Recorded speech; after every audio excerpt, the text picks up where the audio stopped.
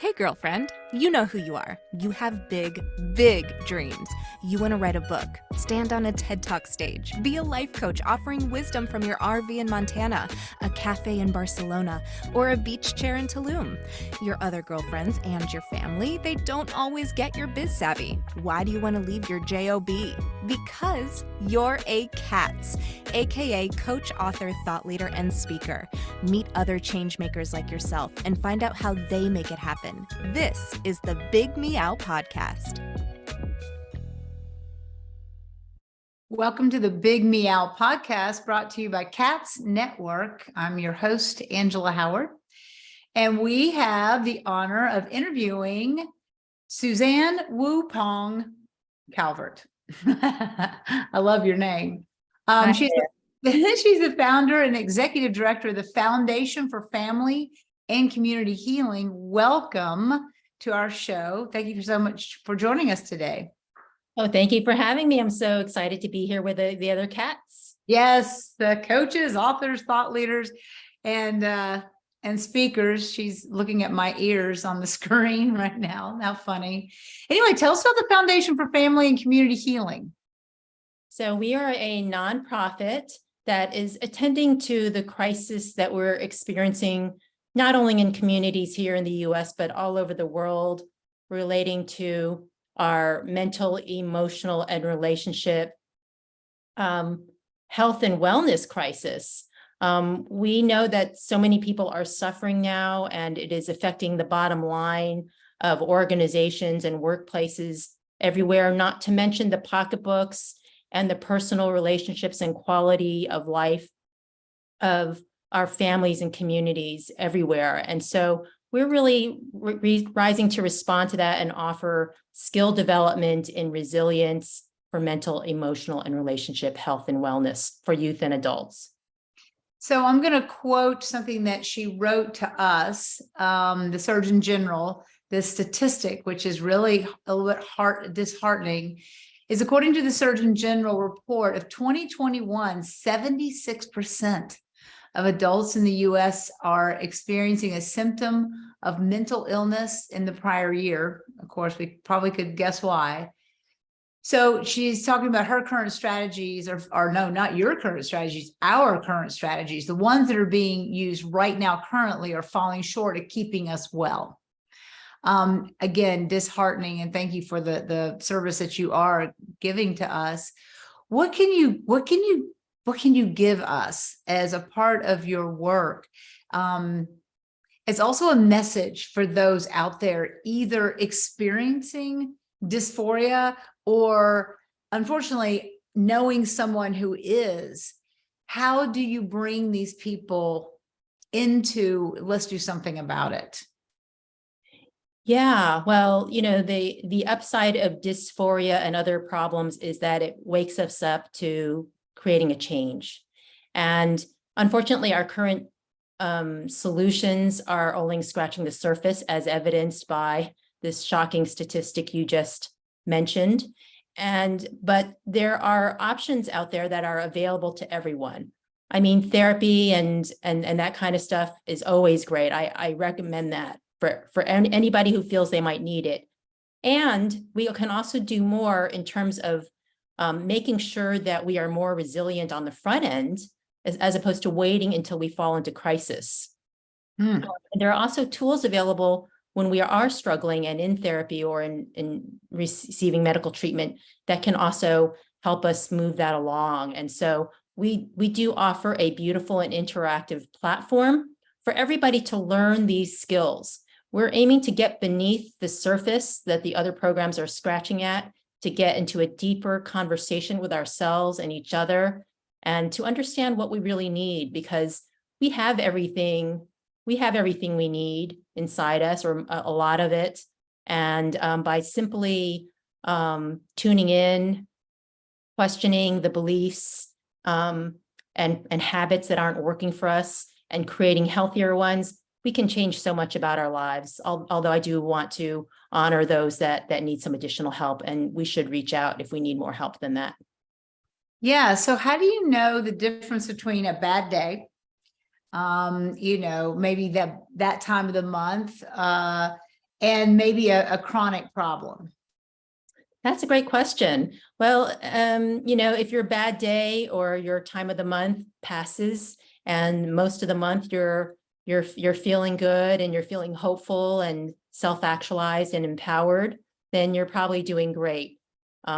If it feels like there are more bad days than good days, or if that's the trend, or if you simply go, I'm doing well, but I also feel like I can get my apple cart overturned a little too easily, or I know I'm going into a tough period.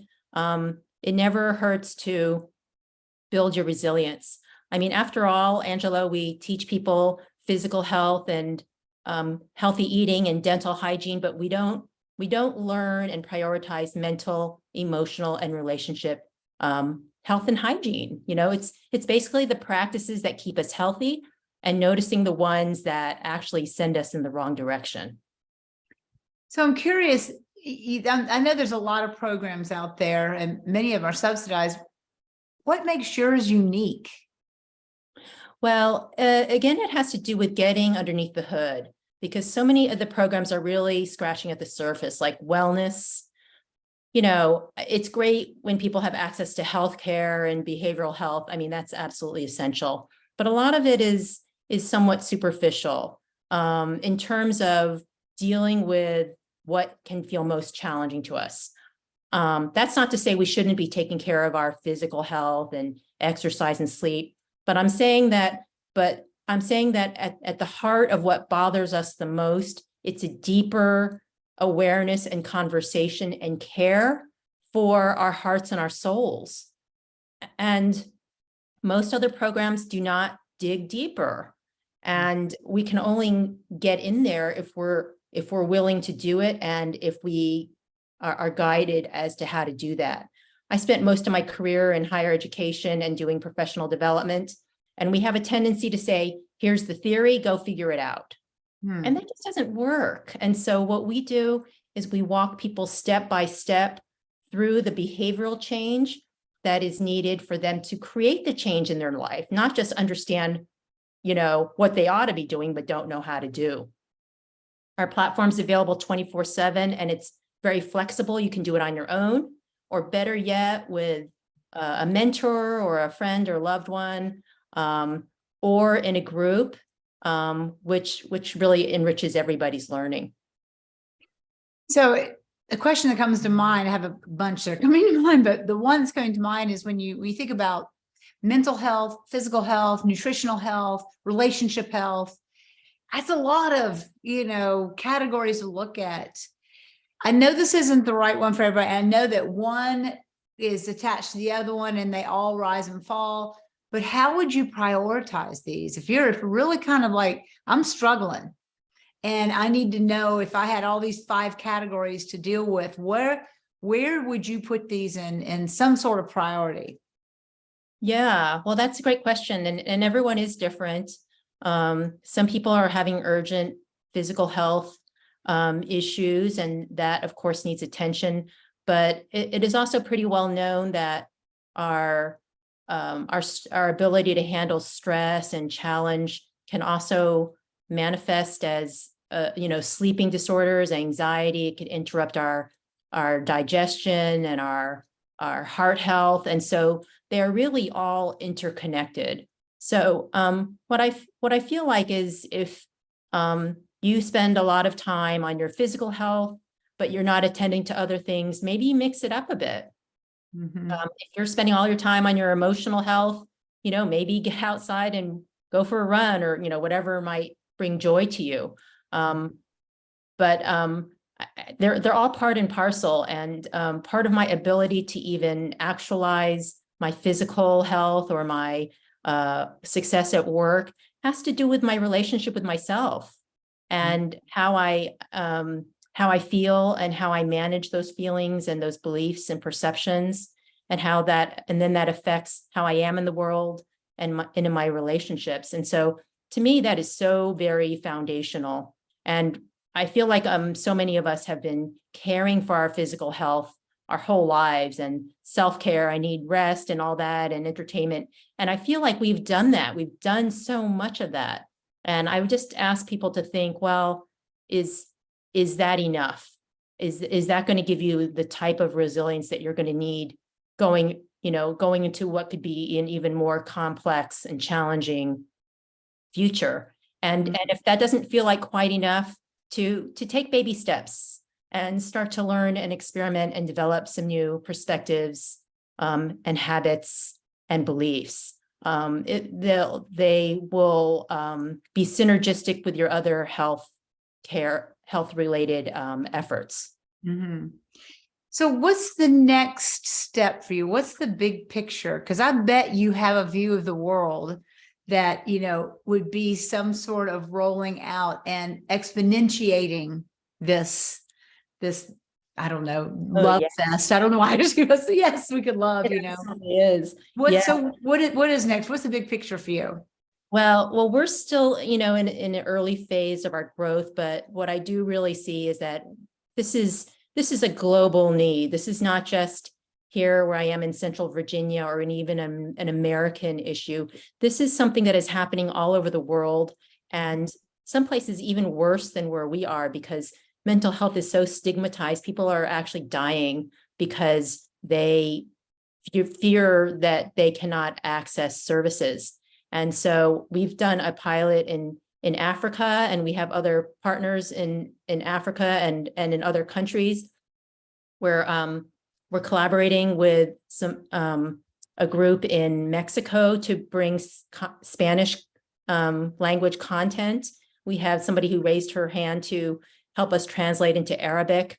And so really for us, it's just a matter of time before we scale globally and even scale here in the US, because we feel that we can start to help people learn how to facilitate these conversations in their communities, and we can do it in a way that's scalable and affordable and flexible and sustainable, because let's face it, nobody has tons of money for this, despite the need. And we're all about getting it into every person's office, workplace, church, or community organization. Wow. Such amazing and such needed work.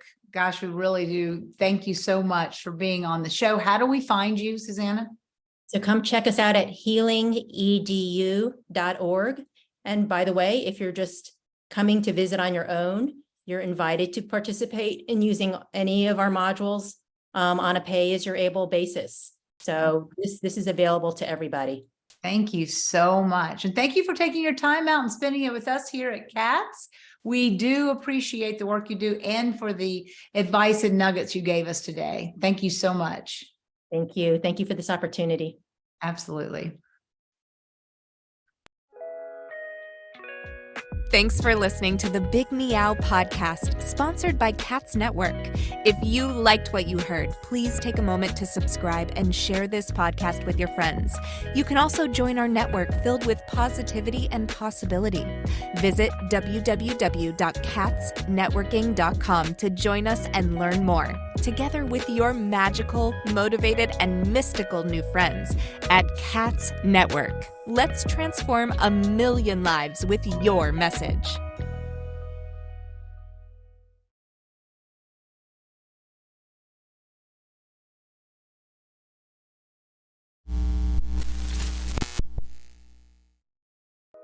Are you feeling isolated, sitting at home in your PJs? Or perhaps you're tired of the comfy sweatpants with holes in them that are hidden just below the camera? I mean, you could puke at the thought of another day of Zoom meetings and reporting to your BOSS. Do you want freedom from your home office desk or the office cubicle? Do you want freedom from your current career? Or are you frustrated that your online biz dreams are going nowhere? It's all too overwhelming. Where do you start? All the tech, the choices, and your message. Yep, I said your message, your brand, your voice. What is it? Do you even know what that means? Do you need a biz coach but don't want to invest the big bucks? Let's face it, being a solopreneur is lonely, but you don't have to do it alone. And here's a solution. Join C.A.T.S Network. C.A.T.S Network is a woman-only membership community exclusively available to you, the life coach or executive coach, the author, the thought leader, or the public speaker. If you identify with this list or want to work on adding some of these to your skill set, C.A.T.S is the place for you. Check us out at www.catsnetworking.com. That's C-A-T-S networking.com. Because let's face it, cats are better together.